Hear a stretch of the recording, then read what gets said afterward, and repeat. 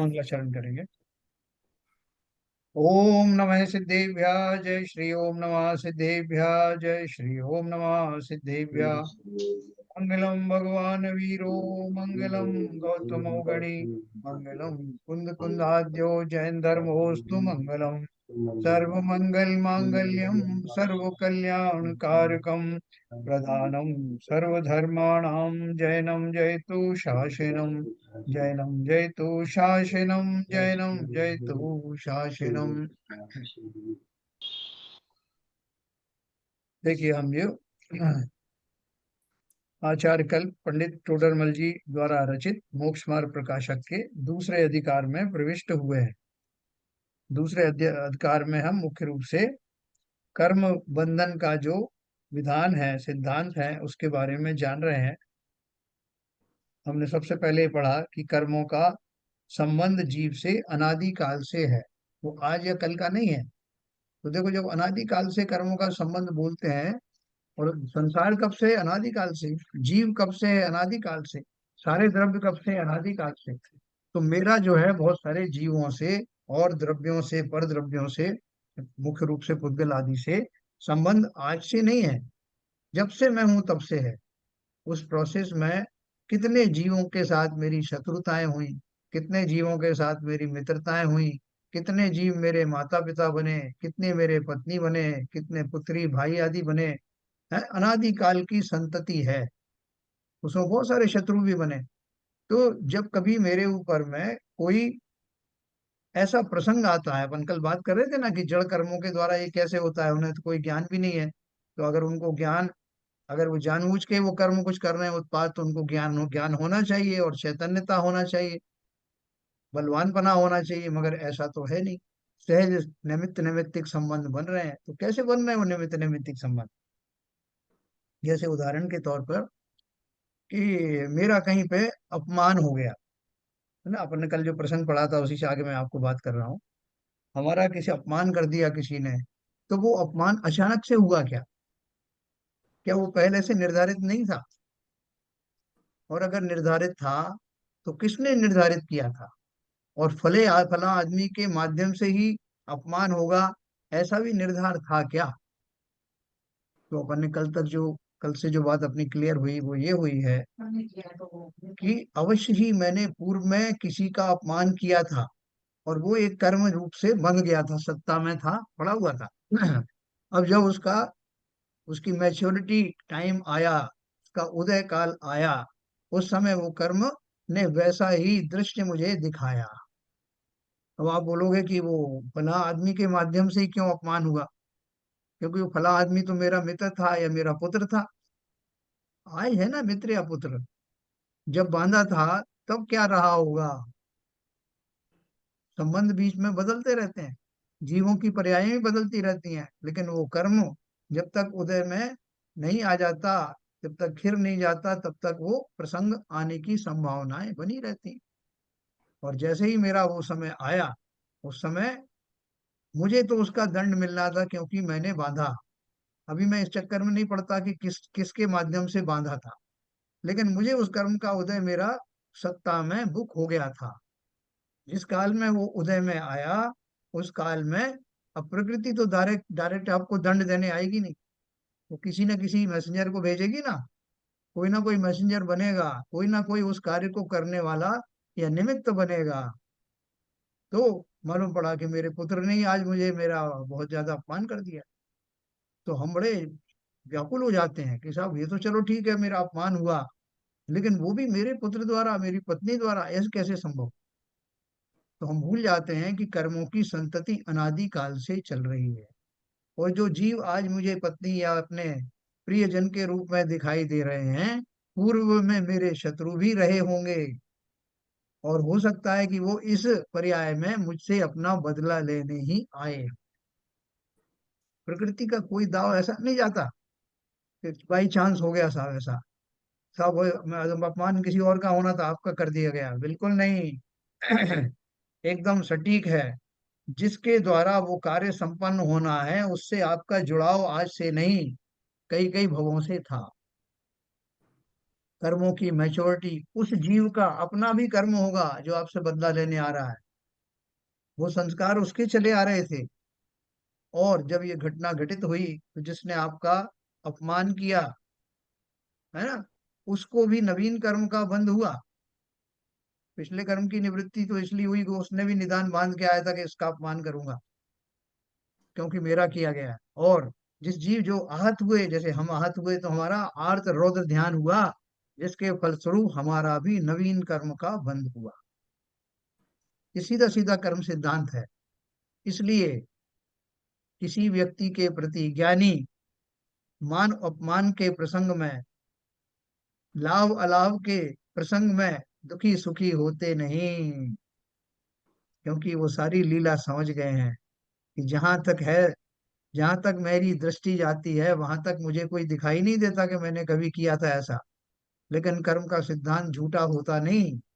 अवश्य ही मैंने इस जीव के साथ ऐसा ही किया था, या मेरा जो है कभी, मैंने बहुत अच्छी चीज करी, मैंने बहुत समाज को बहुत बड़े बड़े कार्य किए, लेकिन मेरा जो है वो नाम होना तो दूर है, मुझे और बदनामी मिल रही। मैं अपना माथा पकड़ के बैठ जाता हूँ, देखो साहब मैंने कितना किया, समाज के लिए, देश के लिए, सबके लिए किया, परिवार के लिए किया, और ये सिला मिला मुझे। तो हम बड़े चिंतित हो जाते हैं, बड़े दुखी हो जाते हैं, धिक्कारने लगते हैं, कभी समय को, कभी काल को, कभी अपने आप को, कभी उनको जिनके माध्यम से मुझे अपूछ मिलता है। मैं भूल जाता हूँ कि कर्मों का सिद्धांत बिल्कुल सच्चा है। मैंने भी अवश्य ही पूर्व भवों में इन सब जीवों को जो जो इन्होंने किया उसका श्रेय नहीं दिया था, बल्कि वो श्रेय चुरा भी लेते हैं बहुत सारे, करे कोई और फल मुझे मिल जाए, मैं अपना नाम डिक्लेयर कर दूं। ये सारी घटनाएं प्रकृति में रजिस्टर होती हैं। वहाँ कोई पक्षपात नहीं होता। मैंने किसी को श्रेय दिया नहीं, तो अब मैं कितना भी कर लूं मुझे भी श्रेय मिलता नहीं, बल्कि जो कुछ किया मैंने वो व्यर्थ जाता हुआ दिखाई देता है, यद्यपि जाता नहीं है। जो कुछ भी मैं करता हूँ इस सब प्रसंगों के बाद भी बहुत सारे लोग करते हैं, कोई बात नहीं, मुझे नहीं चाहिए यश, है मैंने कुछ किया होगा ऐसा जिसके लिए, ऐसा भाव करके फिर भी लगे रहते हैं। तो जो लगे रहते हैं उनका, जो पूर्व में जो अपयश का प्रसंग आया वो तो चला जाएगा, लेकिन आगे नवीन कर्म जो है यशस कीर्ति लेकर के आने वाला है। इसलिए बिल्कुल परेशान होने की आवश्यकता नहीं। अगर ऐसे प्रसंग आए तो भैया कोई मेरा कर्म का उदय आया था, चला गया, जाना तो था ही। कर्म कोई भी साथ लेकर मैं मोक्ष जा नहीं सकता, इसलिए वो से तो खिराना ही था। बहुत अच्छा हुआ ऐसे टाइम में आया जब मैं थोड़ा सा ज्ञानी था, हो गया, और अब मुझे उन प्रसंगों में क्षोभ नहीं होता। ऐसा इन सिद्धांतों को जान करके इस डायरेक्शन में चलते रहना। संसार में तो दुख सुख के प्रसंग आएंगे ही, लेकिन मैं नहीं होऊंगा दुखी सुखी। क्यों? क्योंकि अब मेरा सिद्धांतों की तरफ से मेरी दृष्टि अभी निर्मल हो गई, दृष्टि प्रकट हो गई, मुझे रहस्य समझ में आने लगा। हालांकि हमारा मन नहीं मानता कि साहब आप कितने आसानी से बोल रहे हो, फलाने आदमी ने मेरे सामने ऐसे ऐसे किया, आप होते तो आपको भी समझ में आता, तो आप उपदेश देने बैठ गए। जिसके साथ होता है वही जानता है, ये सब हमारे उद्गार होते हैं, लेकिन नियम, जिनेंद्र देव की कथनी में ये नियम आए हैं, वो झूठे नहीं होते। इसलिए इन सिद्धांतों को ऐसा ही मानना, जितना जितना हम इन सिद्धांतों को अपने जीवन स्तर पर उतारेंगे, उतना उतने हमारे दुख और संकट के बादल छटते चले जाएंगे। बहुत सुखी रहना, बहुत खुश रहना, समता में रहना, कि वो सब कर्म अब ऐसे समय में आ गए जब मैं किंचित ज्ञानी हो गया, वरना तो पता नहीं मैं लड़ने मरने को तैयार हो जाता और फिर से नवीन कर्म बांधता। अभी मुझे समझ में आने लगा है। इसलिए मान अपमान के प्रसंग में मैं समता में रहने की चेष्टा करता हूँ। चेष्टा क्यों कहा मैंने? क्योंकि अभी मैं पूरा ज्ञानी नहीं हुआ, लेकिन कोशिश तो कर ही सकता हूँ ना, कि कहीं ना कहीं तो जितने भी दर्शन मिलेंगे आपको, चाहे वो ब्रह्म कुमारी का आप समझ लो, वैष्णवों का समझ लो, सब में ये क्या बोलते हैं, कहीं ना कहीं दोष मेरा ही है। किसी भी मेडिटेशन में आप चले आओ तो कहीं ना, क्यों कहीं ना कहीं की बात नहीं, मेरा ही है। क्योंकि ये जो जैन सिद्धांत में जो बताया है उसमें कोई अनुमान की बात नहीं है, वास्तव में ऐसा है, कोई अनुमान की बात नहीं। तो चलिए अपन कल के उससे आगे चलते हैं।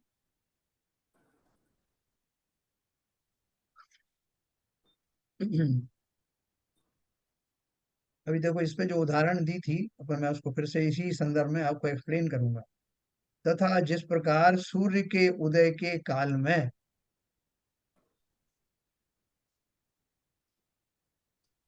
जिस प्रकार सूर्य के उदय के काल में चकवा चकवियों का संयोग होता है, वहां रात्रि में किसी ने द्वेष बुद्धि से बलजबरी करके अलग नहीं किए हैं, दिन में किसी ने करुणा बुद्धि से लाकर मिलाए नहीं है, सूर्योदय का निमित्त पाकर स्वयं ही मिलते हैं। तो क्यों मिलते हैं वो? क्योंकि उन पर्याय में, चकवा चकवी के पर्याय में ऐसा ही घटित होता है। तो वही जीव क्यों बने चकवा चकवी? क्योंकि उनको उस तरह की त्रासदी के कर्म का उदय था। जब हमको जब कोई नई पर्याय मिलती है, नया जीवन मिलता है, तो एक पूरा पैकेज मिलता है। उस पैकेज में मैं मनुष्य बनूंगा, त्रियंश बनूंगा, पशु बनूंगा या पक्षी बनूंगा, नारकी बनूंगा, निगोदिया बनूंगा या मनुष्य बनूंगा, देव बनूंगा, ये सारा डिसाइड होता है। डिसाइड कौन करता है?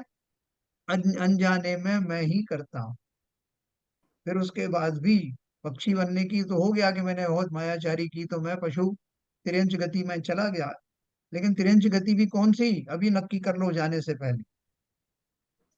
तो उसमें आया आपका, कंप्यूटर में आया कि ये भाव किए इन्होंने, तो इनको तिरंज गति तो मायाचारी की वजह से मिलनी ही थी। और उसमें भी इन्होंने और दूसरे ऐसे कर्म किए थे, पति पत्नियों के बीच में बहुत इन्होंने वियोग करवाए,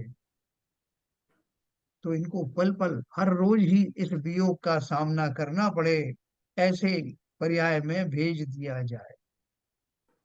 फलता मुझे चकवा चकवी की पर्याय में भेज दिया गया, जहां ये स्वभाव है उस पर्याय का कि सुबह जब होती है तो दोनों मिल जाते हैं, और दोनों नदी के दोनों तरफ चले जाते हैं रात को सूर्यास्त के समय, और चाह कर भी मिल नहीं सकते। रात भर वो बेचैन विरह की आग में जलते रहते हैं, क्योंकि उन्होंने भी किन्हीं को विरह की आग में तड़पाया था। संसार में, प्रकृति में सब तरह की व्यवस्थाएं हैं। जैसे अपन बोलते हैं ना कि वो पुलिस वाले पकड़ ले गए और सब थर्ड डिग्री दिया उनको, उनके साथ ये किया। यहाँ सब थर्ड डिग्री, सेकंड डिग्री, सब डिग्री है यहाँ पर। आप जो भाव करोगे, जिस तरह का दंड आपको दिया जाना है, वो सब के दंड मौजूद है।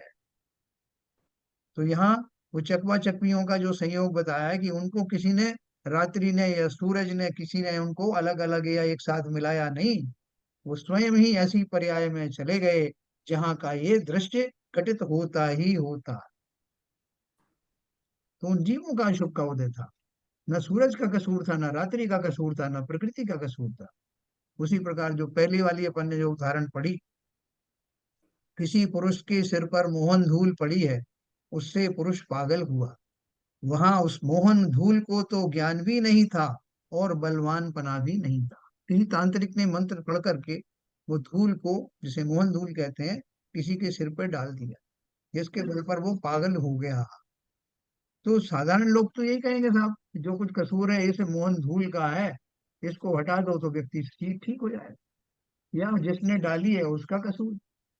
लेकिन जिसके ऊपर डाली गई है उसका तो बेचारे का कोई कसूर ही नहीं। साधारण तौर पर तो अपन ऐसे ही दिखाई देगा ना। लेकिन आप देखो कि वो मोहन धूल जो है वो उस उस व्यक्ति के सिर पर ही क्यों डाली गई? इतने पचासों लोग घूम रहे थे, उनके सिर पे क्यों नहीं डाली गई? दूसरी बात, अगर वो डाल भी दी जाती किसी पुण्यात्मा के सर पर, तो वो वैसा असर करती ही नहीं। तीसरी बात, कि वो जो व्यक्ति था उसने उसी व्यक्ति के साथ में ऐसा क्यों किया? चौथी बात, वो व्यक्ति पागल क्यों हो गया? मोहन धूल ने डाल दिया तो डाल दिया, मैं अपना बिहेवियर तो बुद्धिमान पुरुषों जैसा करूँ ना, मैं क्यों पागल जैसा हो जाऊं? तो अब इस सब का आप क्या जवाब ढूंढे?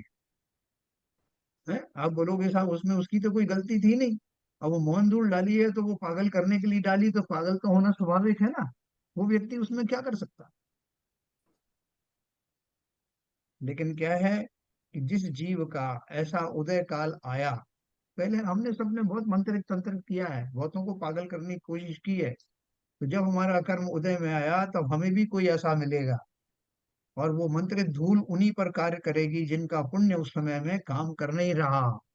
पाप का तीव्र उदय आया है, और पहले से निश्चित था कि मेरे सारे जो गुण है ना, पर्याय उनकी बदलती रहती। शरीर की अपनी पर्याय हैं, शरीर की अपनी दशाएं हैं, वो अलग अलग बदलती रहती। कभी रोगी हो जाता हूँ, कभी शोकी हो जाता हूँ, कभी कुछ हो जाता है। लेकिन आत्मा की, जीव की, या मेरी जैसे मैं कह रहा हूँ, उनकी पर्याय कहाँ क्या बदलती है कि उनमें जो है भावों में ज्ञान की कमी ज्यादा होती रहती है। ज्ञान का क्षोभम कभी एकदम जीरो, जीरो के लम समकक्ष हो जाता, जीरो तो नहीं होता, ज्ञान कभी जीरो नहीं होता। तो ज्ञान का क्षोभम कभी बिल्कुल एकदम कम हो जाता, कभी बढ़ जाता है। कभी ऐसी दशा आ जाती है कि मुझे मेमोरी में याद नहीं रहता, साहब अभी तो अच्छा खासा तो मुझे याद ही नहीं आ रहा है कि क्या हो रहा है। अर्थात मेरे जो ज्ञानादि गुण हैं उनमें निरंतर बदलाव आता रहता है। तो जिस काल में वो धूल डाली गई, मोहन धूल डाली गई, ये पहले से निश्चित था। उस काल में मेरा वो कर्म उदय में आने वाला था जिसके फलस्वरूप मेरे ज्ञान में शून्यता आने वाली थी। ये निश्चित था पहले से, उसकी घड़ी घंटे मिनट सेकंड सब निश्चित था। फिर किसी ने पूछा केवल ज्ञानी से कि वो जो जिस समय मैं ऐसा पागल सा हो जाऊंगा उस समय निमित्त क्या बनेगा। तो बता दिया, निमित्त बनेगा वो व्यक्ति जिसके साथ तुमने कभी ऐसा किया था, और उसकी वो मंत्र, उसके द्वारा मंत्रित की गई वो धूल उसमें निमित्त बनेगी। उस व्यक्ति के भाव और धूल में स्थित वो शक्ति या ऊर्जा, और वो समय जब तुम्हारा कर्म उदय में आएगा, ये सब का कॉम्बिनेशन होगा और तुम पागल से हो जाए। ये देखो, कर्म का सिद्धांत अगर हमने जान लिया, हमें किसी बात की हैरानी नहीं होगी। हम चकित नहीं रह जाएंगे कि अरे ये मेरा ही पड़ोसी था जिसने मेरे साथ ऐसा किया, और क्यों किया उसने मेरे साथ ऐसा। क्योंकि जिस समय मेरे पास आती है ना बात, तो मैं तो बोलता हूँ मैंने तो कुछ किया ही नहीं। अपनी वो स्तुति है ना, इसमें अहो जगत इसमें गुरुदेव। एक क्वेश्चन है भाई साहब। है बोलिए। इसमें ये चेन तो कभी खत्म होने वाली नहीं है। ये चेन चेन कभी खत्म नहीं होने वाली है ना। हाँ मतलब ये जैसे आज किसी ने उसको धूल फेंका, वो आज मतलब पुराने कर्मों का होते उसको बदला लिया, जो भी समझ लीजिए, तो ये तो एंडलेस चेन है। बहुत बढ़िया बात कही आप, बहुत बढ़िया। देखो, पारसनाथ भगवान का और वो कमट के जीव की शत्रुता हुई ना, जी। कितने भाव पहले हुई, वो कभी एंडलेस थी क्या? अनादिकाल से तो नहीं थी, हम्म, है ना। कुछ भाव थे ना, गिनती के 10 11 जब भी भाव रहे होंगे, उसमें वो कारण बना, और उससे वो, अपन उसके पीछे नहीं जाते हैं, क्योंकि उसके पीछे जाएंगे तो वहां भी कुछ ना कुछ सिद्ध हो जाएगा। उतने भावपूर्वक जो पुराणों में लिखा है कि वहां जब दो भाई थे उनके बीच में कैसे कैसे उनकी पत्नी को लेकर के ये सब हुआ था, और वहां से उनकी शत्रुता शुरू हुई थी, और शत्रुता बढ़ते बढ़ते ऐसी बढ़ गई कि हर भाव में एक दूसरे को क्या कहेंगे, पारसनाथ के जीव ने तो क्षमा ही किया हर भाव में, लेकिन जो अगला था हम्म, उसने हर भाव में उनसे शत्रुता का निर्वाह किया। हम्म, कमट का जो जीव था, लेकिन कितने भाव तक चला वो। अब आप बोलेंगे नहीं साहब वो तो उनकी बात अलग थी, वो तो तीर्थंकर थे तो इसलिए उतने भाव में सिमट गया मामला, है ना। कैसा भाव हम्म, आया, उनको केवल ज्ञान हो गया क्षमा करते करते, और कमट के जीव को भी अंत तोक्तवा, केवल ज्ञान देख करके उनके, उसको भी समझ में आ गया, वो भी इनके चरणों में समर्पित हो गया। उसने भी अपनी गति सुधार ली। ये तो एक कहानी है। आप बोलोगे साहब ये तो तीर्थंकरों की बात है, हम और आपका तो बैर कब से शुरू है और कब तक चलेगा। आज मैंने उससे बदला लिया, कल वो मुझसे लेगा, परसों फिर मैं लूंगा, ऐसी संतति कब खत्म होगी। यही प्रश्न है ना हम्म। आपका। जी जी। देखो, ये जो संतति है ये अवश्य समाप्त हो जाती है। किन जीवों की समाप्त हो जाती है? जिन्हें संसार में रहना नहीं। तो जिन्हें संसार में नहीं रहना वो क्या करेगा? सबको क्षमा करेगा।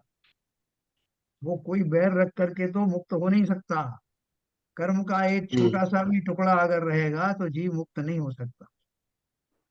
तो जिन जीवों की मुक्ति होना है वो उस सिद्धांत को भली भांति समझकर किसी को शत्रु मित्र मानते नहीं, किसी ने अगर उनके साथ कुछ किया भी पूर्व पूर्व भाव कर्मों का स्मरण करके, तो उस भाव में ही वो मान लेते हैं कि ये मेरा ऐसा होना था, अरे ये तो मेरा परम मित्र है जिसने मुझे इस ही भाव में उस कर्म से मुक्ति दिला दी, निर्जरा हो गई मेरे इस कर्म की, और मैंने तो इसे क्षमा किया, ये महान उपकारी है मेरा। ऐसा चिंतन कौन करता है? हम्म, हम और आप तो नहीं कर सकते, साधारण व्यक्ति नहीं कर सकते, लेकिन जो असाधारण हम्म, है, जिन्होंने इस रहस्य को समझ लिया है कि कुछ भी घटना मेरे ऊपर जो हो रही अकारण नहीं हो रही है, तो दूसरे पक्ष को मत समझने दो।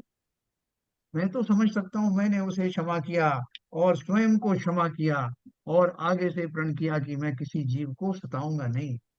जो सताया हुआ उसकी संतति तो अभी भोग रहा हूँ, इसलिए मुझे अब ये नहीं करना। जगत के सब जीवों से क्षमा याचना करता हूँ, प्राणी मात्र से क्षमा याचना करता हूँ। मैं जा रहा हूँ, बाय बाय टाटा। अपन थोड़े से समय के लिए कहीं जाते हैं, ट्रेन में कोई अपने को विदाई देने आता है, तो अपन हाथ जोड़ करके, हाथ हिला करके, भैया क्षमा करना कुछ भूल चूक हुई हो तो। क्यों? क्योंकि अब हमारा आपका मिलन ऐसा नहीं होगा। उसी तरह मुक्त होने वाले जीव संसार के सभी जीवों से क्षमा याचना करते हुए अपनी राह पर निकल पड़ते हैं। काय का बैर। ठीक है सर। ठीक है जी। और एक क्वेश्चन है सर जी। जी बोलिए। जैसे कमठ और पार्श्वनाथ भगवान का बोला कर्म, उनका जो निमित्त जो भी कर्म था, तो हाँ। कमठ ने तो कर्म बांध लिया और पार्श्वनाथ भगवान तो मोक्ष चले गए। तो कमठ को जो अभी भी उसको तो कर्म बंध हुआ, क्योंकि उसने जो भी कर्म किया वो गलत ही था।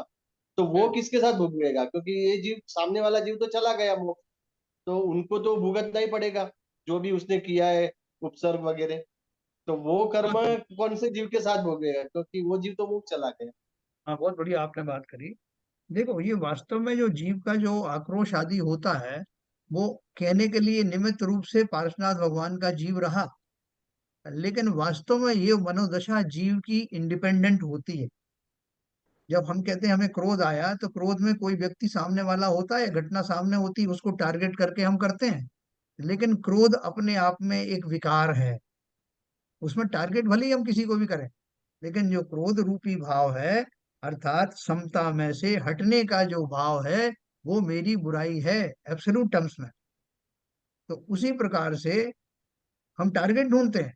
जैसे किसी ने गिलास फोड़ दिया, तो और फूटा मेरे हाथ से ही है, लेकिन हम ढूंढते रहते हैं कि किसी ना किसी को टारगेट बनाया जाए, क्योंकि मेरी मनोदशा ऐसी है कि मैं किसी ना किसी को फटकारना चाहता हूँ।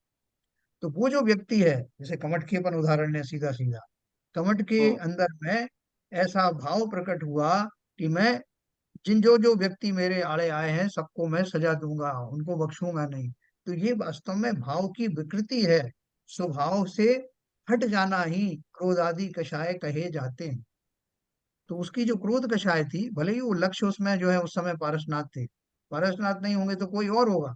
जैसे कोई क्रोधी जीव है ना, अपन बोलते हैं इनको बड़ा क्रोध आता है, बोले किस पर क्रोध आता है? बोले साहब किस पर की बात नहीं है, तो जो भी कोई सामने आता है ढूंढते रहते हैं, हर किसी पर क्रोधित हो जाते हैं, अर्थात उसका स्वभाव ही ऐसा है। तो उसी तरह से वैसे तो कमट का जीव सुधर गया, उस टाइम वो उनका केवल ज्ञान हुआ तो सुधर गया, और उसने भी फिर जी। अपना बैर छोड़ दिया, बैर छोड़ करके धर्म के मार्ग पर लग गया। लेकिन उसकी जगह कोई ऐसा व्यक्ति होता जो वास्तव में, वो तो चला गया, लेकिन मेरे अंदर में अभी भाव बाकी हैं कि मैं इनसे प्रतिशोध लूं। आपका क्वेश्चन ये है कि वो फिर उस हाँ, प्रतिशोध। मतलब वो सामने वाला जीव कौन सा रहेगा ऐसा। हाँ, तो वो सामने वाले की जरूरत नहीं होती, क्योंकि ये जो क्रोधादि जो भाव हैं, ये स्वभाव को घात करने वाले भाव होते हैं। इसमें कोई व्यक्ति विशेष जो है उसके लिए टारगेट हो, ये आवश्यक नहीं। जैसे हाँ। एक आदमी ने प्रण नहीं किया नहीं सब कि मैं। कमठ, कमठ जो है, हम्म। अब इनका जो पार्श्व भगवान का जो उदय आना था उसके हिसाब से वो क्षमा करते गए और वो मोक्ष को प्राप्त हो गए ग्रेजुअली। और कमठ हाँ। जी का जीव जो है अभी वो किसी और की निमित्त बनेगा, ये उपसर्ग देने के लिए या जो भी कष्ट देने के लिए। मान लो अगर उस जीव में समता भाव प्रकट नहीं हुआ है, तो अब वो इधर पार्श्व भगवान के लिए निमित्त बन रहा था, उसके बाद अब किसी और का बनेगा निमित्त। अब ये भी अगर आपने उसमें पॉइंट, बदलाव आ गया तो ठीक है, वो भी मतलब मोक्ष मार्ग पे जा सकता है। ये पॉइंट पे मैं आने वाला था देखो ये बताता हूँ आपको, पूरी ये कहानी आपको समझा देता हूँ। ये प्रश्न किसी और ने भी उठाया था। तो अभी देखो, वो पारसनाथ तो चले गए, अपने क्षमा करते हुए चले गए। बाई चांस कमट का जीव भी सुधर गया, लेकिन मान लो उसकी जगह कोई दूसरा जीव होता, वो नहीं सुधरता, तो उसकी दशा कैसी होती। एक उदाहरण मैं देता हूँ कि एक आदमी मंदिर के सामने खड़ा हुआ है और पूरी दुनिया से वो दुखी है। तो वो क्या करेगा, एक डंडा लेके खड़ा हो गया, उसने देखा कि जो भी यहाँ से निकलेगा उसे पीटूंगा मैं। क्यों? क्योंकि मेरे अंदर बहुत आक्रोश भरा हुआ है। तो भैया, आक्रोश किसी व्यक्ति के विशेष के ऊपर है क्या? नहीं नहीं, कोई भी आ जाए मैं छोड़ूंगा नहीं, मेरा ऐसा भाव आ रहा है। वो अमेरिका में गोलीबारी हुई ना, अभी टेक्सास में होती रहती, अंधाधुंध गोली चलाई, कोई मरे कोई जिए, उनसे क्या दुश्मनी है उसको? कोई चुन के लाया है वो कि फलाने इस बच्चे को मार डालना है? उसने अपने अंदर का आक्रोश निकाला। उस प्रोसेस में जिन जीवों की आयु समाप्त होने वाली थी उन पर ही गोली चली। वो तो सोच के ही नहीं गया था किसको मारना है, बस जो भी निकलेगा मार डालूंगा। ऐसे ही उन जीवों के जो क्रोध के परिणाम है, वो भले ही वो टारगेट वाले नहीं होते, लेकिन उसके निमित्त से जिन्हें मरना है या जिन्हें दुखी होना है, जिनके ऊपर वो होना है, वो भी निश्चित है। तीसरी बात, अपन जो बात कर रहे हैं कि उनका जो टारगेट था वो चला गया, अभी जैसे ललित जी ने कहा, लेकिन और लोग तो है ना। आप बोलो और लोगों से क्या मतलब, और लोगों से थोड़ी शत्रुता है उसकी। भैया, अनादि काल से संसार चल रहा है, मैंने एक ही शत्रु थोड़ी बनाया है। शत्रुओं की लाइन लगी हुई है। जब मैं नरक में जाता हूँ तो सैकड़ों नारकी मेरे ऊपर क्यों टूट पड़ते हैं? मैं उनसे क्वेश्चन करता हूँ, भैया मैंने तेरा क्या बिगाड़ा था? ये तो मुझे याद आ रहा है किसका बिगाड़ा था। भाई, उनमें से एक भी आदमी ऐसा नहीं, एक भी जीव ऐसा नहीं है जिनका तुमने कभी बिगाड़ा नहीं। भाई कोई ना कोई तो टारगेट के लिए मिल ही जाएगा साहब। 100% मिलेगा, जब तक अना- आपके भावों में अनादि अग्नि अनादि में काल अनादि काल से श्रृंखला चल रही है। चल रही है। और वो की स्थिति और अनुभाग के अनुसार क्या कहते हैं, जब वो कर्म पूरा होगा उदय उदय का, तो निमित्त अपने आप मिलके और वो वहां पर मिलन हो जाएगा। बहुत बढ़िया जो है ये वो है रहस्य कर्मों का। अग्नि में दहन करने की शक्ति है, जो भी डालोगे जलेगा। अग्नि पहले से तैयार थोड़ी वो बैठी है, भैया वही वलानी लकड़ी डालना है तो ही मैं जलाऊंगी। जो भी आएगा जलेगा। जो क्रोधी स्वभाव का है, जो कषाई स्वभाव का है, उसकी आग में वो सब आएंगे जिनका निमित्त आने का है। उसमें भी प्रकृति में अन्याय नहीं होता, जैसे आप वो और कोई भी सब आ जाए। कमठ कमठ नया हो सकता है, और लोगों को भी कष्ट दिए हो, और लोगों के लिए भी वो निमित्त बना हो। पर यही चूंकि होंगे भगवान सब। पार्श्वनाथ एक मतलब स्पेशल थे, तीर्थंकर थे, तो हाँ उन्हीं की हाँ, कहानी सब लोग जानते हैं। बाकी लोगों को भी कष्ट दिया होगा उसने, बिल्कुल सही कहा या आप। निमित्त बना होगा। Yes yes. हम और आप कितने लोगों को दुखी करते हैं मालूम है क्या? तब कम मालूम पड़ता है जब वो हमें कष्ट देने आते हैं, तो हम चिल्लाते हैं यार मैंने तो इसका कुछ किया ही नहीं था भैया, तो मेरा बेटा था सगा। अरे आज बेटा था, पहले क्या था? इतना धन दौलत इकट्ठा करके पाप आदि करके हम किसके लिए जोड़ते हैं? उन जीवों के लिए जो कभी हमारे शत्रु रहे हैं और आगे भी कब शत्रु बन जाएंगे, कोई गारंटी नहीं। लेकिन इस प्रोसेस में मैं कितना कितना कर्मों का लवादा ओढ़ लेता हूँ। जाते वक्त भी उनसे ये नहीं जानता कि मैं कहाँ जा रहा हूँ। ये मुझे जो कुछ मैंने इनको आज्ञा दी है ये पूरी करेंगे कि नहीं करेंगे। हाँ, फोटो तो डाल देंगे, वो फोटो के ऊपर माला भले ही ना बदले 6 महीने में। साहब एक बात है, आपका ये जो सूक्ष्म विवेचन है, जी। ये वीतरागता की तरफ प्रेरणा देने के लिए इसको प्रेरित करने हो गया। यही करना है सीवी जैन साहब। संसार में और क्या रखा है? एक जीव दूसरे जीव का उपकार इसी फॉर्म में कर सकता है, और यही फॉर्म वास्तव में उपकार की मानी जाती है। बाकी तो सब क्या है, मैंने आपको क्या दिया, आपने मुझे क्या दिया? संसार की वही वस्तुएं हैं जो सब यहीं छोड़ जाने वाले हैं। ये अगर आप श्रद्धांजलि से विवेचन को सुनेंगे तो अंदर कचोटता है। हैं? मरे जाते हैं मेरा बेटा, मेरी बेटी, मेरी पत्नी, है ना? जाने के बाद कौन कहाँ जाएगा, कितनी पत्नियां छोड़ा है, कितने बच्चे छोड़ा है, कितने माँ बाप छोड़ा है। हैं? फिर हमें जीते जीते जो संसार में जो कुछ उनसे मिलता है, मान अपमान मिलता है, हम परेशान हो जाते हैं, अरे साहब देखो मैंने इसके साथ क्या नहीं किया। मूर्ख हैं हम। तुमने किया तो किस भाव से किया था? नहीं साहब, मैंने निस्वार्थ भाव से किया था, हो ही नहीं सकता जब तक सम्यक दर्शन ना हो। जब तक समता भाव ना आए, जब तक वेद विज्ञान ना हो, आप क्लेम नहीं कर सकते मैंने निस्वार्थ भाव से किया। कोई ना कोई स्वार्थ रहा हो। माँ भी अपने बेटे से कहते हैं कैसे प्यार करती है, ऐसे गऊ और बछड़े का बताते हैं ना, उदाहरण देते हैं वात्सल्य भाव। लेकिन वात्सल्य भाव में जब तक संसारी दशा है तब तक एक्सपेक्टेशन छिपा रहता है कि जब मैं बूढ़ा हो जाऊंगा तो ये मेरी बुढ़ापे की लाठी बनेगा। नहीं साहब, हमने तो ऐसा कहा ही नहीं, हमने तो नेकी कर कुएं में डाल, कहने की बात नहीं है। जीवों के अंतर में बहुत गहराई में ये सब भाव छुपे रहते, और कुछ नहीं तो एक भाव तो रहता ही है कि आज की पर्याय में ये मेरा बेटा बना है, मैं चाहता हूं कि ये सब तरह से सुखी हो, और उसको सुखी देख करके मैं भी सुखी हो जाऊं, ये भी स्वार्थ है। मेरा नाम करेगा। किसने किसका नाम किया आज तक, बोलो। ये मतलब अभी मेरा नाम रोशन करेगा, ये भी एक भाव रहता है। बहुत से भाव हैं, आप बिल्कुल सही कह रहे हो। मैंने कल आपको बताया था ना एक गाना, जो देखो फिल्मों में जो बहुत सारी बातें जाने अनजाने में वैराग्य की सूचक होती हैं। कस्में वादे प्यार वफा सब बातें हैं। बातें हैं, बात का क्या। कोई किसी का नहीं है, जग में है नाते हैं नातों का क्या। ये कौन लिख रहा है? इन फिल्मों में देख करके हम वैराग्य से भर जाना चाहिए। गाने तो गुनगुनाते रहते हैं, उनका अर्थ समझ ही नहीं पाते। तो देखो, मैं आपको कोशिश कर रहा था कि ये जो कर्म का सिद्धांत है, कर्म का जो रहस्य है, उसमें सब कुछ बाई चांस नहीं होता। कुछ भी बाई चांस नहीं होता। ऐसा वैसा हो गया तो वो तो संयोग बना, ऐसा संयोग बना, मेरा वहां जाना हुआ और उनका वहां आना हुआ, और वो मुझे मिल गए, और मैं उनकी बात याद कर रहा था और वो सामने खड़े मिल गए। ये सारी जो चीजें कहने में बाई चांस आता है, सब सब सब पूर्व पूर्व निश्चित है। निश्चित होता है। द्वारिका नगरी जिस निमित्तों से जलनी थी उसी निमित्त से जली। कल कोई पूछ रहा था कि उसमें उपादान किसका था? अग्नि का। अग्नि ने जलाया ना उसको। तो अग्नि का उपादान कैसे? अग्नि में जो जाएगा वो भस्म हो जाएगा। अग्नि में तो गुण है ही, उसकी अपनी जो उपादान शक्ति है, और बाकी सारे इतने निमित्त बने, होनहार थी घटना होनी थी, और कितने ही जो है वो चैतन्य निमित्त बने, कितने अचैतन्य निमित्त बने, सबको मिला के घटनाएं घटित होती हैं। तो मैं क्या कह रहा था कि कोई भी चीज बाई चांस नहीं होती, जो संयोग होते हैं। वो जैसे चक्रवर्ती है, वो चिंतन करता है कि यार ये पुण्य की वजह से, ये संयोग से ये सब मुझे धन धान्य आदि इकट्ठे हुए।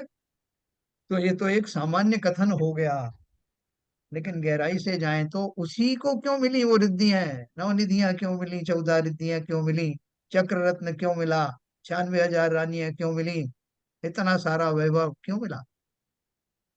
तो वो अब सिर्फ मात्र, तो कहते हैं, ये तो मात्र संयोग है, ठीक है, इस अपेक्षा से सही है। वो संयोग उसी ही को क्यों मिला? अभी हमारे बाबूजी कह रहे थे ना कि साहब ये भी कोई रीति हुई कि चक्रवर्ती अपने पुत्र को ही राज्य दे जाता है, हर को और किसी को देता नहीं। यहाँ तक कि तीर्थंकर भी हैं, तो वो जिनके पुत्र पुत्री हैं वो भी अपने उनको दे के जाते हैं, राजपाट चले जाते हैं, ये नियम चला आ रहा है। तो दूसरों को क्यों नहीं देते?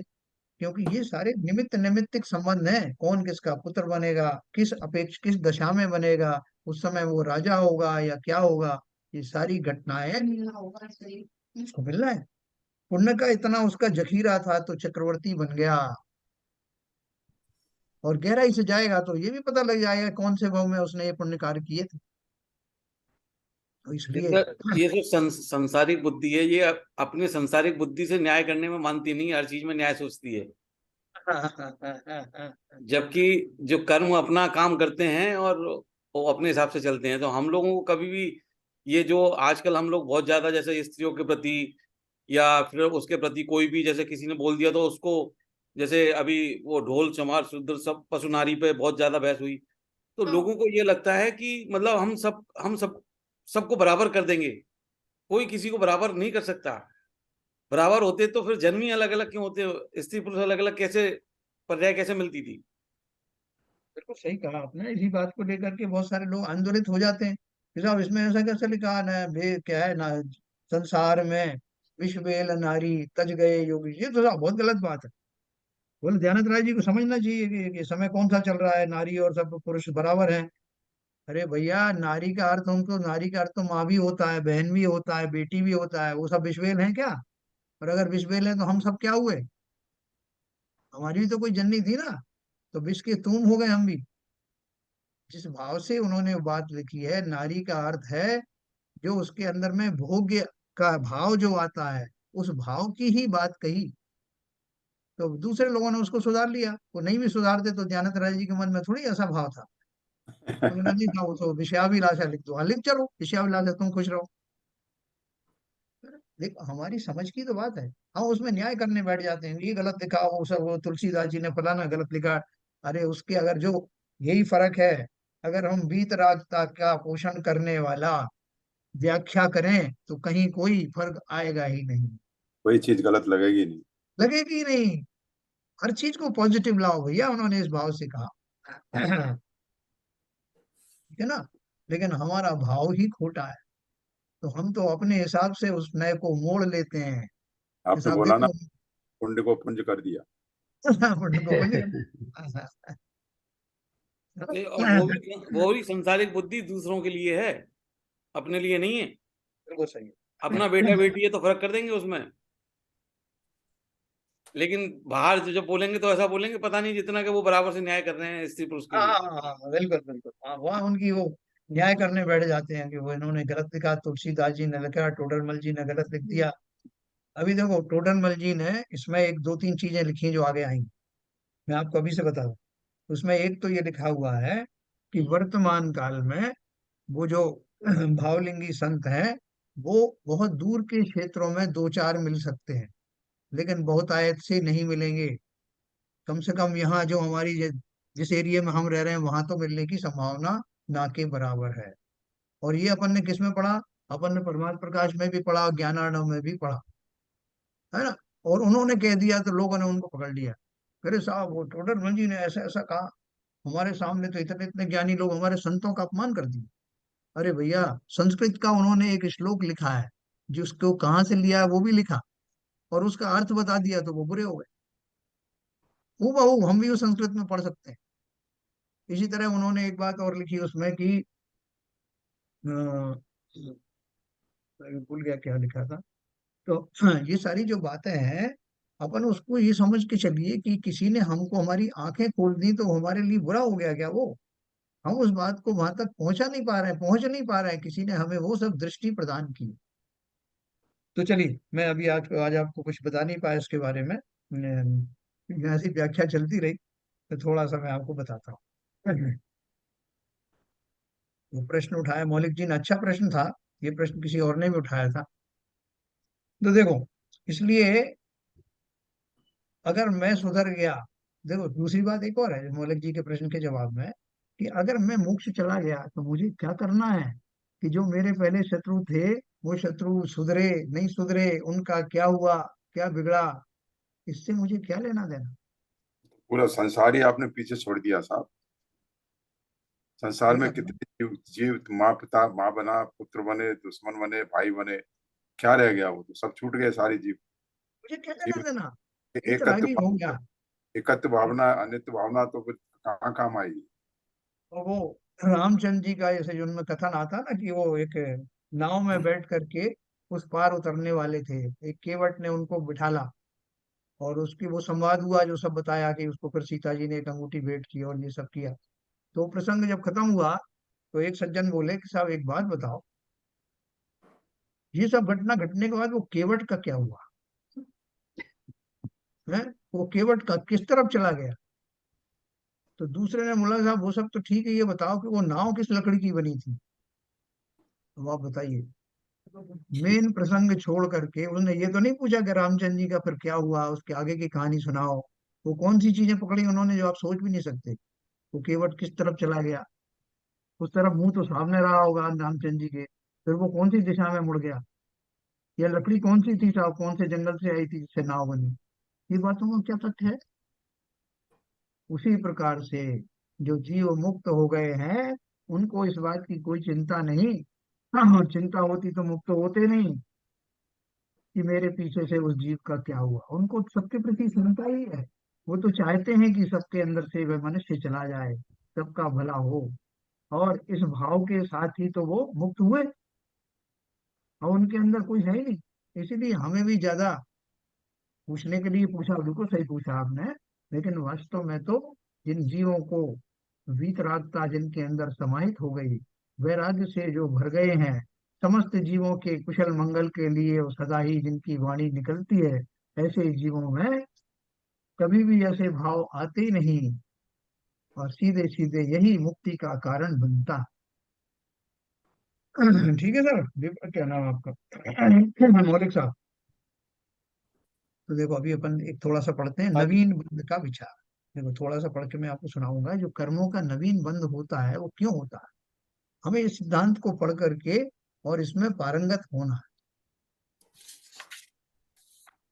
ये कौन से आ गया भाई?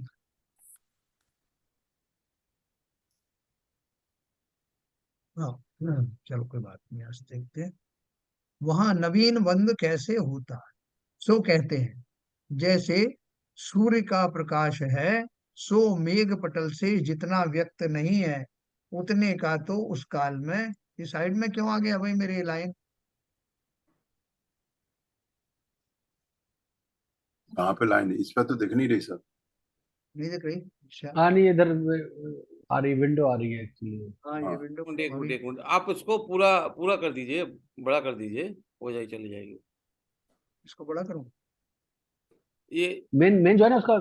नहीं नहीं नहीं हाँ, नहीं हाँ, नहीं, वो उसको उतने ही रहने दीजिए। जो मोक्ष ये मार्ग वाला है, उसको इसके बाजू में जो बॉक्स है ना ये। तीन तीन लाइन दिख रही है, हाँ, तीन लाइन दिख अच्छा। रही है ना ऊपर जो।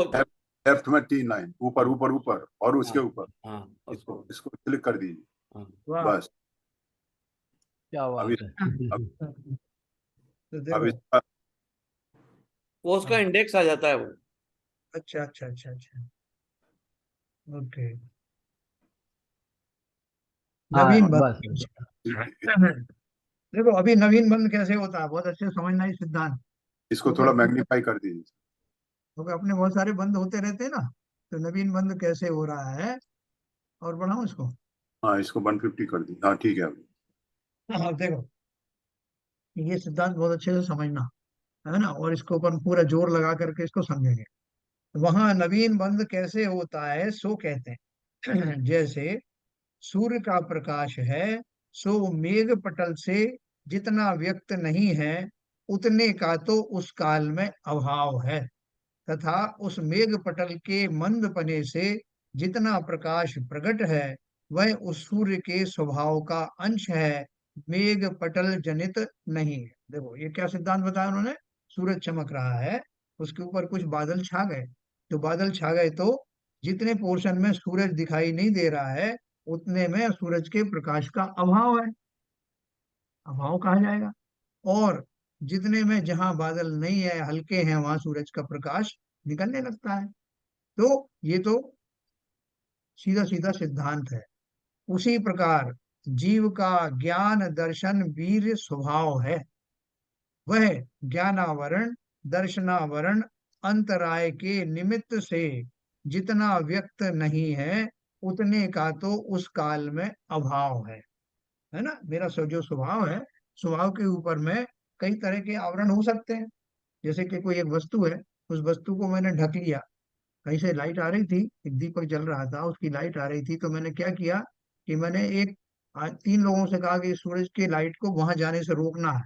तो एक ने किताब लेके खड़ा हो गया, तो फिर भी देखा लाइट जा रही। दूसरा आया तो उसने एक कपड़ा लेके आ गया और कपड़े से रोका। तीसरा आया तो उसने कुछ और वस्तु ले आया, उससे रोका। तीनों ने अपने अपनी शक्ति के अनुसार उस प्रकाश को उधर जाने से रोक दिया। ठीक है। तो यहाँ ये तीन कारण थे जिनके कारण से स्वभाव प्रकट नहीं हो रहा था। कौन कौन था? सर यहाँ यहाँ पर मोहिनी का जिक्र क्यों नहीं किया है? हाँ बहुत बढ़िया। देखो आप बेचैन हो गए ना, मोहिनी का मैं कोई है? मैं भी यही पूछने वाला था। तो जब तक मैं इसको म्यूट को अनम्यूट किया ना, तब तक आपने पूछ लिया। बहुत बहुत बढ़िया, अरे बहुत अच्छा है। कि मेरे बताने से पहले ही आप लोग जागृत हो गए कि मोहिनी कैसे छूट गया। यही तो पंडित जी चाहते थे, आपके अंदर उत्सुकता जागृत कर दी। तो क्या बोल रहे हैं? ज्ञानावरण दर्शनावरण और अंतराय के निमित्त से, ज्ञानावरण से मेरा ज्ञान प्रकट नहीं होगा, दर्शनावरण से मेरा दर्शन नहीं आएगा, सामान्य अवलोकन वाला। और अंतराय के निमित्त से मुझे उसका जो लाभ मिलना था वो नहीं मिल रहा, तो उतने का तो उस काल में अभाव है, उस काल में है, हमेशा नहीं। तथा उन कर्मों के क्षयोपशम से जितने ज्ञान दर्शन वीर प्रकट हैं, वह उस जीव के स्वभाव का अंश ही है। अभी वो जो मैंने आपको दीपक का बताया या सूर्य का बताया, उसके प्रकाश को मैंने जाने से रोका, लेकिन बीच बीच में थोड़ी संद रह गई। वो किताब लेके खड़ा था और बगल में एक कपड़ा लेके खड़ा था, बीच में थोड़ा गैप था, तीसरे में भी कुछ गैप था, तो उस गैप के माध्यम से वो लाइट आ रही थी। तो जितना जितना गैप था, कम या ज्यादा, उतना उतना प्रकाश रूपी स्वभाव प्रकट हो रहा था। ठीक है। तो इसी तरह जब मेरा ज्ञान का क्षमापन बोलते हैं ना, इसका अर्थ क्या है कि मैंने कुछ काम तो ऐसे किए हैं कि मेरा कुछ ज्ञान का उघाड़ है। हम में से कुछ थोड़े ज्यादा बुद्धिमान होते हैं, तो कुछ कम बुद्धिमान होते हैं, लेकिन हम में से कोई भी निगोदिया तो नहीं है, एक इंद्रिय आदि तो नहीं है, इसलिए उतना कम भी नहीं होगा। हाँ, मनुष्यों में जितनी वेरिएशन पाया जाता है उतना हो सकता है कम ज्यादा। जैसे आप और हम हैं, हम सब में थोड़ा थोड़ा सा उन ज्ञानियों के मुकाबले में कमी हो सकती है, लेकिन हम मनुष्य के में जितना होना चाहिए उतना तो करीब करीब है ही सबके पास। तो ये क्या बोल रहे हैं, ये जो तीन कर्म है, ज्ञानावरणी, दर्शनावरणी और अंतराय, इनके कारण से स्वभाव में जो रुकावट आ रही थी वो इनकी इंटेंसिटी के ऊपर कम ज्यादा होती है। जितना ज्यादा व्यवधान होगा उतना मेरा ज्ञान आदि का उदय कम होगा, लाभ आदि कम मिलेंगे। जैसे अभी अपन बैठे बैठे हुए हैं, प्रवचन आदि सुन रहे हैं, इस सुनने में, बोलने में, सब में सभी जीवों को एक जैसा तो भाव नहीं बदल रहे हैं, सब में थोड़ा वेरिएशन आ ही रहा है। तो उसमें हमारा पूर्व अभ्यास या पूर्व कर्मों का निमित्त भी उत्तरदायी है। अब आगे देखो, उतने का तो उस काल में अभाव है, तथा उन कर्मों के क्षयोपशम से जितने ज्ञान दर्शन वीर प्रकट हैं, वह उस जीव के स्वभाव का अंश ही है। जितना मेरा ज्ञान आदि निकल रहा है वो ज्ञान कहाँ से आया, मेरा ही स्वभाव था, किसी से लाया नहीं हूं मैं, भीख मांग करके भाई साहब थोड़ा सा दे देना, मेरा ही प्रकट हुआ है। और मेरे जो कर्म थे वो बहुत प्रबल थे, मैंने ही अपने पुरुषार्थ से उनको इतना कम किया जो मनुष्य पर्याय मिली, और मनुष्य पर्याय के योग्य ज्ञान आदि प्रकट हुए। संसार में कोई किसी को भिक्षा नहीं देता, पुरुषार्थ मैं ही करता हूँ। अपन वो स्तुतियों में जरूर बोलते हैं कि मेरा जैसा पापी नहीं और आप जैसा कोई ये नहीं, ये सब वो भक्ति के भाव में हम कुछ भी बोलते हैं, लेकिन संसार में जिनेंद्र देव भी किसी को कुछ दे नहीं सकते। हाँ, उनकी देशना से हम स्वयं ही प्राप्त कर सकते हैं। वो चाहे तो किसी को कुछ बना सकते हैं क्या, बना सकते होते तो आदिनाथ भगवान अपने पौत्र मारीच के जीव को 24 तीर्थंकर तक का समय क्यों इंतजार करवाते, साथ ही ले जाते, है ना। तो जो मेरा जितना स्वभाव प्रकट हुआ वो भी मेरे पुरुषार्थ के कारण हुआ। एक तो बात ये हुई, जितने ज्ञान दर्शन वीर प्रकट हैं वह उस जीव के स्वभाव का अंश ही है, और कर्म जनित औपाधिक भाव नहीं है। ये जो स्वभाव की बात कर रहे हैं, जो व्यवधान आया वो तो मेरे कर्म के कारण है, लेकिन जो स्वभाव प्रकट हुआ वो स्वभाव की बात कर रहे हैं कि स्वभाव तो मेरा स्वभाव ही है। कर्मों का जितना प्रकोप था उसके अलावा जो प्रकट हो रहा है वो तो मेरा स्वभाव ही प्रकट हो रहा है। स्वभाव का प्रकट होना वो किसी कर्म के अधीन नहीं, क्योंकि स्वभाव जन्य है ना, मेरी नेचुरल अवस्था है, वो किसी कर्मों के द्वारा प्रकट नहीं हुई। कर्मों ने स्वभाव नहीं बनाया, कर्म उसमें दिखने में व्याप्त तो बाधक बन सकते हैं, लेकिन कर्म स्वभाव का निर्माण नहीं करते और ना ही स्वभाव को नष्ट कर सकते। हम और आपको बोलते रहो ना, मेरे घातिया कर्म का उदय, साहब क्या करें साहब, मेरा ये सब हो। क्या कर रहे हैं, घातिया कर्मों ने स्वभाव खत्म कर दिया क्या? तो नहीं, आप ही तो कह रहे थे साहब उनका घात हो गया। अरे घात का अर्थ यह है कि वो प्रकट नहीं हो पा रहा, स्वभाव तो वैसा की वैसा, जैसे सूर्य चमक रहा है पूरे प्रताप के साथ में, ऊपर से बादल आ गए तो क्या वो सूर्य अस्त हो गया क्या? मेरा स्वभाव किसी के द्वारा जन्म नहीं है, कोई कर्म ने उसका निर्माण किया नहीं, कोई कर्म उसको समाप्त कर नहीं सकता। हाँ, कर्म उसके ऊपर एक छाया के रूप में, शेडो के रूप में आ जाते हैं, जिसे मैं घात करना कहता हूँ। तो ये क्या बोल रहे हैं कि जो स्वभाव का अंश आया वे वो मेरा अपने आप से आया। हाँ, उसमें जो आवरण आया वो कर्मों के कारण। ये बात क्लियर हुई सबको? सो ऐसे स्वभाव के अंश का अनादि से लेकर कभी अभाव नहीं होता। मैं विभूति अभी बन गया था तो वहां भी किंचित ज्ञान तो रहा ही, उघाड़ कम रहा। स्वभाव तो पूरा पड़ा था शक्ति की अपेक्षा से। कितना उघाड़ हुआ? बोले अक्षर के अनंत में भाग के बराबर ज्ञान का उघाड़ था, जीरो नहीं होता किसी का। तो यहाँ बोला सो ऐसे स्वभाव के अंश का अनादि से लेकर कभी अभाव नहीं होता। इस ही के द्वारा जीव के जीवत्व पने का निश्चय किया जाता है। जब तक ज्ञान का छोटा सा बिंदु भी है तब तक जीव अजीव नहीं होता, और वो बिंदु कभी समाप्त होता नहीं। इसी के द्वारा जीव के जीवत्व पने का निश्चय किया जाता है। यह देखने वाली जानने वाली शक्ति को धरती हुई वस्तु है, वही आत्मा है। संसार में कोई ना कोई तो जानता है ना कि ये क्या है, कोई ना कोई तो जानता है कि ये क्या हो रहा है। वो जानने पहचानने वाला कौन सा द्रव्य है? मैं ही वो अनूठा द्रव्य हूँ जो सब कुछ जानता हूँ, सब कुछ समझता हूँ। बाकी बाकी के पांचों द्रव्य जड़ हैं, चैतन्य है। चैतन्य तो मैं ही हूँ। तो ये रखते हैं, तो उन्होंने ये बात कही। अब देखो एक दूसरे पैराग्राफ में आपका सब जो जस्ट प्रश्न है, सब एक डाउट, इसका औपाधिक भाव का थोड़ा मतलब होता है। औपाधिक माने वो कर्मों के निमित्त से आने वाले भाव। औदायिक उसको औदिक भाव भी कहते हैं, जो कर्मों के उदय के फलस्वरूप आते हैं, है ना। औपाधिक इसलिए कि आगे उनकी उपाधि दे दी, फलाना कर्म है उसकी उपाधि दे दी, उसकी वजह से नहीं हो रहा। ढीम की उपाधि दे दी इसलिए उससे नहीं हो रहा। तो औपाधिक कहो या औदिक कहो, कर्म के उदय के काल में होने वाले जो भाव हैं वो कर्मों को औपाधिक भाव कहते तो जो हमारे भाव है मतलब कर्मों के उदय के अलावा भी दूसरे तरह के भाव होते हैं। हैं। नहीं, जो हमारे भाव हैं, हमारे भावों को ही 8 भागों में विभाजित किया गया, 8 कर्मों के रूप में। उसके अलावा भी भाव होते हैं, जैसे परम पारणामिक भाव होते हैं।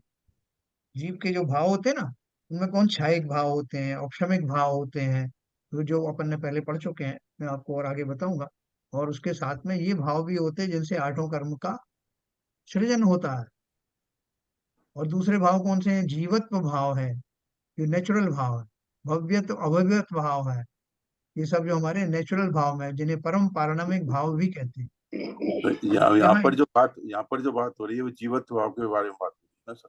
नहीं, यहाँ जो बात हो रही है वो ये 3 कर्मों के योग्य होने वाले भावों की बात हाँ, चल रही तीन तीन कर्मों के जो ज्ञानावरण, दर्शनावरण और अंतराय, है। बस इन इनकी इन, बात अभी इन अपन करें, फोकस करके अपन करें, तो नहीं तो फिर अपन बहुत भटक जाएंगे। वैसे तो वो सारी चीजें वो कैसे आएंगी मैं आपको बताऊंगा, लेकिन अभी अपन फोकस वे में सोचो वो क्या कहना चाहते हैं। बात की हेडिंग क्या चल रही है? नवीन कर्म के बंध का विचार चल रहा है। तो वो उसकी भूमिका बना रहे हैं कि ये जो 3 कर्म हैं, ये 3 कर्मों के कारण क्या नवीन बंध होता है, या चौथा जो रह गया है उसके कारण होता है? तीसरे क्रम उसकी वजह से नहीं, तीसरे से तो वो जो आवरण पड़ा हुआ है, तो जितने भी अंश के भाव आते हैं वही ये उसके उघाड़ की वजह से जीव को प्राप्त होते देखो बस इसलिए ये पैराग्राफ और अपन पढ़ेंगे, फिर मैं विराम दूंगा जिससे आपकी जो उत्सुकता है वो समाप्त हो जाए। तो इन्होंने बोला इसी के द्वारा जीव के जीवत्व पने का निश्चित किया जाता है। वो तो उन्होंने ज्ञान आदि स्वभाव के बारे में बताया कि जो स्वभाव है उससे ही अपन को लगता है कि ये जीव है। जो छोटे मोटे जीव का तो हमें पता ही नहीं लगता। जैसे 2-3 इंद्रिय जीव है तो अपन चुपचाप पड़ा है तो उसको उस लकड़ी से छेड़ते हैं, उसमें हलचल मचती तो समझ जाते हैं कि उसमें चेतना है, उससे हमें अंदाज लगता है। तो ये बोल रहे हैं कि वो उससे हमें पता लगता है कि ये वो जीव द्रव्य है। तथा इस स्वभाव से नवीन कर्म का बंध नहीं होता। किस स्वभाव से? मतलब जीव का जो स्वभाव है, नेचुरल स्वभाव है, उससे कोई बंध थोड़ी होता। मेरे अंदर ज्ञान गुण है, दर्शन गुण है, वीर्य गुण है, सुख गुण है, तो इन गुणों से थोड़ी कोई बंध होता है। गुणों से बंद हो जाए तो फिर छूटूंगा कैसे? तो इसलिए बोला इस स्वभाव से नवीन कर्म का बंध नहीं होता, क्योंकि निज स्वभाव ही बंध का कारण हो, तो बंध का छूटना फिर कैसे हो? है ना। देखो एक तरफ हमारा स्वभाव है, और हमारा सारा उपक्रम ही ये है कि मैं स्वभाव में आ जाऊं, अर्थात स्वभाव प्रकट हो जाए। स्वभाव में तो अभी भी हूँ शक्ति की अपेक्षा से, लेकिन वो स्वभाव रूपी पर्याय, वो पर्याय मिले जिसमें स्वभाव प्रकट हो जाए। है, वही तो पर्याय हमारी अरहंत और सिद्ध वाली है ना। तो क्या बोल रहे हैं कि मुझे अपने स्वभाव से थोड़ी कोई शिकायत है। इस स्वभाव से नवीन कर्म का बंध नहीं होता, क्योंकि निज स्वभाव ही बंध का कारण हो, तो बंध का छूटना कैसे हो। तथा उन कर्मों के उदय से जितने ज्ञान दर्शन वीर्य अभाव रूप हैं, उनसे भी बंध नहीं है। देखो अभी क्या बोल रहे हैं कि मेरा ज्ञान के ऊपर आवरण छा गया, दर्शन के ऊपर आवरण छा गया, वीर्य के ऊपर यानी सामर्थ्य के ऊपर में आवरण छा गया, तो क्या उससे नया कर्म बंद हो जाएगा? भैया क्यों हो जाएगा? मैंने पहले कुछ किया था तो मेरा ज्ञान अभी कम उघाड़ हो रहा है। इतनी सजा मुझे मिल गई ना, बार बार तो सजा क्यों मिलनी चाहिए? मैं तो खाली अब उसको भोग रहा हूँ, जितना ज्ञान मिला है उस पर काम चल रहा है। तो वो जो मेरा ज्ञान में जो कमी आई इस पर्याय विशेष में, वो वो कमी अपने आप में, पहले जो मैंने बंद किया उसके कारण मेरा अभाव हुआ, हुआ तो ठीक है, लेकिन अब जब मैं उसका भुगतान कर रहा हूँ, किसका? ज्ञानावरण कर्म का, दर्शनावरण कर्म का, वीर कर्म का जो भुगतान हो रहा है, तो उस भुगतान से कोई नवीन कर्म बंद नहीं होगा। ये तो मैं खाली भोग रहा हूँ, पहले मैंने किया था, इसमें कोई शक की बात नहीं, लेकिन ये भोगते समय तब साहब यहाँ पे प्रश्न उठता है ना, कि ये तीनों का जो कभी ना कभी तो बंद हुआ होगा ना। तो मैंने कह दिया आपको, तो बंद तो हो गया, लेकिन जब मैं भोग रहा हूँ अभी जिस नहीं, कार्य जब में। जिस समय बंद हुआ होगा उस समय तो नवीन बंद ही हुआ होगा ना वो। हाँ हाँ, बहुत बढ़िया बात कही आप।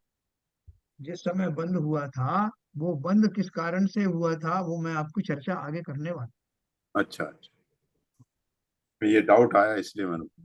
बहुत अच्छा डाउट आया और बहुत रेलिवेंट लेकिन में साहब आपका। ये जो आंशिक स्वभाव रहेगा, तो आंशिक स्वभाव मतलब एक तरह से उसकी वजह से भी कुछ तो गलती करेगा इंसान। कर जैसे चुके हमारा ना, कर। दर्शनावरण है, कोई सामने चीज रखी है, सामान्य अवलोकन नहीं कर पा रहा, पता चला कि आगे आगे गड्ढा है और वो नहीं दिखा उसको, तो गिर गया उसमें। हाँ, तो देखो फिर कुछ तो बंद कर ही रहा है फिर। मान ये लीजिए जो, जैसे मुझे ज्ञान अज्ञान था, मैं किसी से झगड़ा कर बैठूं हाँ, कि ये तुम्हारी वजह से हुआ है, या मुझे कुछ ऐसा। फिर वो वहाँ देखो, मोहनी क्रम का रोल आ जाएगा ललित जी। नहीं सर, आएगा। ऐसा है। हाँ इससे बोलो। पहले वाले चैप्टर में बहुत क्लियर कहा गया था कि कर्म का बंद जो है अनादिकाल से है, कोई नया पहले फ्रेश माल नहीं था जिसमें बंद शुरू हुआ। वो ये हाँ, पहले चैप्टर में डिस्कस हुआ था। बिल्कुल। यही तो डिस्कस किया था कि ये अनादिकाल से चला आ रहा है, नहीं, कभी फ्रेश अनादिकाल से माल तो नहीं चल हुआ। रहा है, लेकिन फ्रेश बन रहे हैं अनादिकाल वाले, कुछ निर्जरा नहीं, फ्रेश बनने तो निर्जरा हो भी रही। होती जा रही है, नए बनते जा रहे हैं। नहीं, देखो, हाँ, नए बंद तो हो रहे हैं, हाँ, लेकिन ऐसा नहीं है कभी माल फ्रेश था, ऐसी सिचुएशन कभी थी नहीं। नहीं आप देखो, यहाँ से इनका शुरू। प्रश्न, इनका प्रश्न ये है, जो मैं समझता हूँ कि ये जो ज्ञानावरणी कर्म के उदय में होने वाली घटनाओं के कारण प्रत्यक्ष में मुझे जो हानि होती है, वो हानि में मेरे नवीन कर्म बनते हैं। तो हाँ, आप कैसे ये बोल रहे हो कि ज्ञानावरणी दर्शनावरणी और इनसे, इनके कारण हाँ, नवीन तो बंध ये नहीं मैंने होता? पहचान था ना, ये औपाधिक भाव नहीं, मेरे वो नहीं है। उस उपाधि से जो बंद हो रहा है उसके वजह से बंद नहीं है, जो प्रकट है उसकी वजह से बंद है। उसमें भी क्या नहीं, कहते हैं कि यही तो ज्ञानावृत्ति मेरे ख्याल से दर्शन यही तो चेन है ना, कि कुछ यस, कर्म झड़ते रहते नए बनते रहते, झड़ते रहते नए यस, बनते रहते, यही तो चेन है। नहीं जी देखो, एग्जैक्टली। ये एस के जैन एकदम साहब। फोकस, एक, हाँ एक मिनट, ये एकदम फोकस्ड क्वेश्चन है, जो मैं समझ गया उनकी बात को। और ये उनका ही भ्रम नहीं, ये बहुतों का भ्रम है। इसलिए पंडित जी ने स्पेशली बताया कि ये जो तीनों कर्म हैं, इनसे नवीन बंध नहीं होगा, हो रहा क्योंकि है एग्जैक्टली। वो तो आप अपनी सजा काट रहे हो।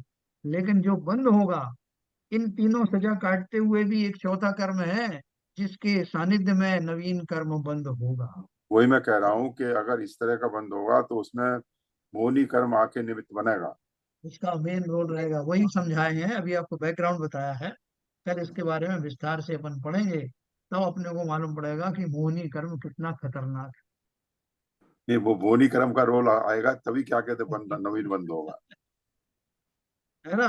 इसलिए अभी आप अपना मोहिनी कर्म को थोड़ा कंट्रोल में रखिए और ललित जी, कल ललित जी, जी जी ज्ञानावरण में ज्ञान के अभाव में जो गलती हाँ। करेगा या क्रोध करेगा तो उसमें मोहिनी कर्म का रोल आना निमित्त बन जाएगा और मोहिनी कर्म का ही रोल होगा। हाँ हाँ, उसको पूरा मोहिनी दोष कर्म तो आरोप सबसे खतरनाक है। उसी को ही यस हो जाएगा दोष। यस उसका रोल कैसे आएगा, अभी आपने अच्छा हिंट दे दिया उनको, इसलिए कल मेरा काम आसान हो गया जब मैं आपको समझाऊंगा कि मोहिनी कर्म का रोल कैसे उसमें आता है बीच में, और इसलिए नवीन कर्म का बंध हमेशा मोहिनी कर्म के उदय में ही होता जी। है। वो तो बात समझ में आ गई सर। बहुत बढ़िया हो, मेरा काम आधा हो गया। चलिए समय हो गया गिनवाणी नहीं, का।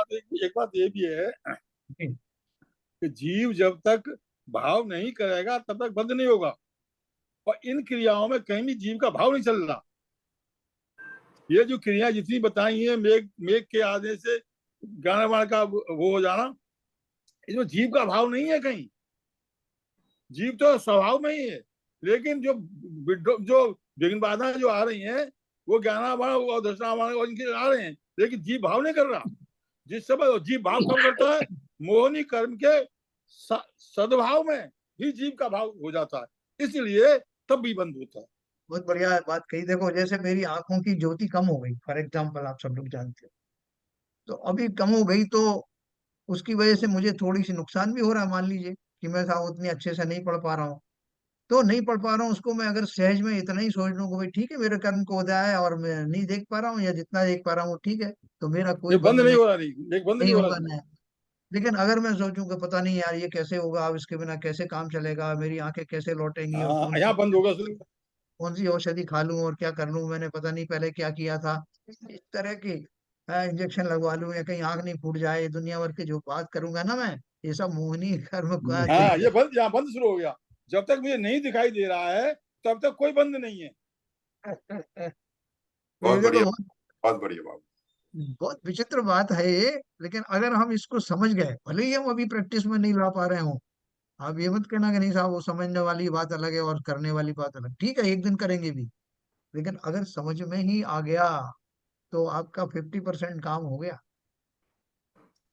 आचरण में अवश्य आएगा, बच नहीं सकते।